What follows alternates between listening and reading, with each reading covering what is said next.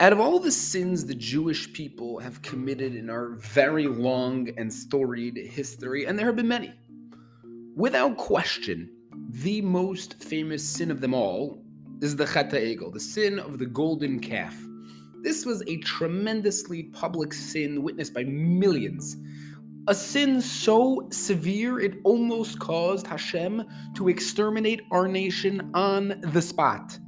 A sin so catastrophic we still cry about it till this day. Ever wonder how this sin could have possibly occurred?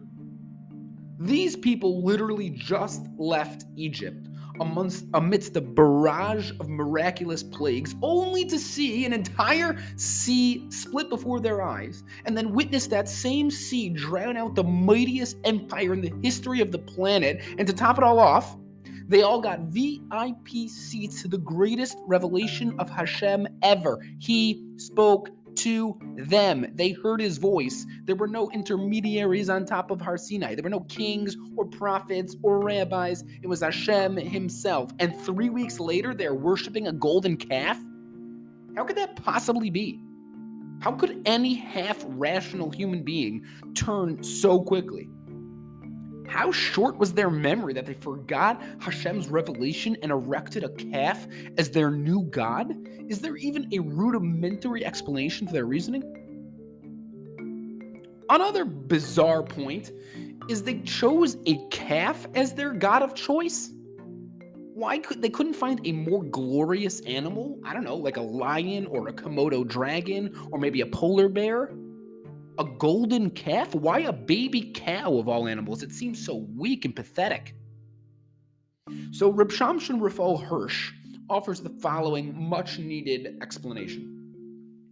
These people were very much aware of Hashem's existence and very much believed in him. After witnessing what they witnessed, who wouldn't?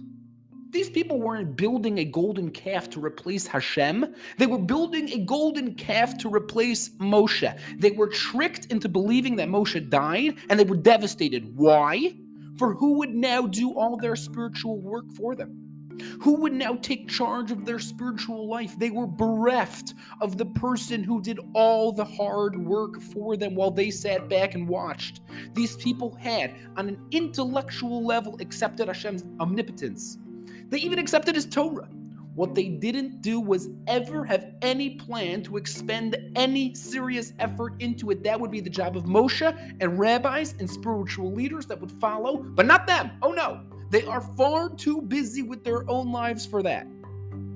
Moshe's supposed death plunged them into an immediate crushing fear, a fear that they may actually have to do something for their spiritual welfare.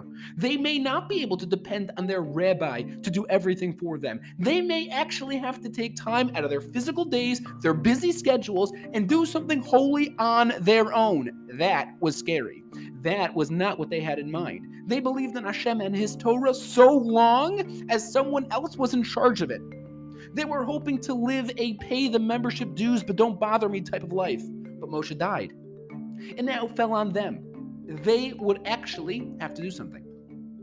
But since that wasn't the life they were looking to live, they decided to erect a new rabbi, a new intermediary, a new power that would take over where Moshe left off. It would do the work for them. It would shoulder the burden for them. They decided to build a new Moshe. They got together and decided on what animal? A calf. Why? For no animal represents a weak, subordinate worker than a calf. Even a cow can be strong and occasionally fight back and resist. A calf was perfect. Weak, subordinate, dependable. We, too, often become immensely dependent on our teachers, our rebbeim, our parents, our rabbis, our rebbes, our spiritual leaders to shoulder our spiritual burden. We may overly depend on them to inject holiness into Shabbos or meaning into Tisha B'Av. We may overly depend on them to daven for our welfare. We may overly depend on them to point out what's wrong in our lives. The ego, the sin of the golden calf, tells us that our leaders are here to lead us, not to replace us in our service of Hashem. if we allow spiritual laziness to grow into over dependency on spiritual leaders, we have not effectively listened to the message of the Cheta Ego. Perhaps it is no coincidence that directly outside the New York Stock Exchange, the crown jewel of American materialism is a golden calf. Perhaps it is Hashem's little reminder to us that we can't put all our focus on our materialistic pursuits while justifying ourselves that at least a rabbi somewhere, somehow, will keep us holy. Perhaps we are to look at that golden calf of Wall Street and remember not to make that mistake again. A man once walked into a doctor's office. After the examination, he turns to the doctor and he asks him, "Now, doc, tell me in plain English exactly what is wrong with me." So the doctor looks at him and he says, "In plain English," replies the doctor, "you are lazy." "Now, doctor," inquired the patient, "give me the difficult medical terminology to tell my friends." We often use our shuls, yeshivos, and leaders as shields to hide ourselves from ourselves. We fall into the trap of deeming ourselves worthy by association. We tell ourselves that if I tell people that I am associated with a spiritually sophisticated person or group, then I too must be spiritually sophisticated. That, says Rapersh, is the sin of the golden calf.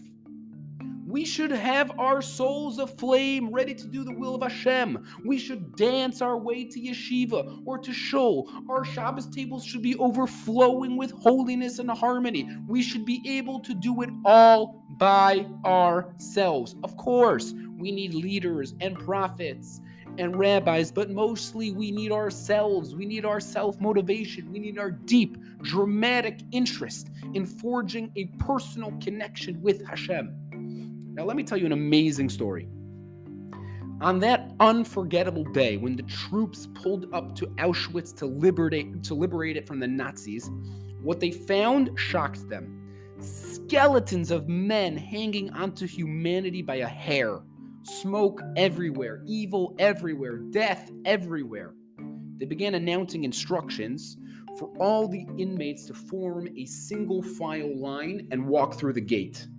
The wide-eyed inmates, shaking in disbelief, began treading their way to the gate to freedom. The very last inmate to go through those gates, the very last soul to leave that horrid place, was a special Jew deep from the middle of nowhere. The man, more dead than alive, limped to the gate. The very last prisoner of Auschwitz stopped at the gate, looked at the big soldiers ready to whisk him off to freedom. He looked at all the other survivors already boarding buses and trucks to take them away. He stopped, he paused, he looked up to heaven and cried out in a broken scream, "Hashem, never in my entire life did I have as strong of a connection with you as I did here. Every second I was here, I felt you, I loved you, I spoke to you, I cried to you, I hoped for you, I davened for you, I wished for you, I dreamed of you, and you were there for me every step I took, every morsel of food I ate, I saw you, I breathed you, I lived you. Hashem, I am going out of this place never to return. Promise me that I will always have this relationship with you. Promise me that I will live the rest of my life with you by my side. Promise me that wherever the rest of my life takes me, I won't forget you. I won't put others first. I won't ever lose you. Hashem, this horrible place gave me you.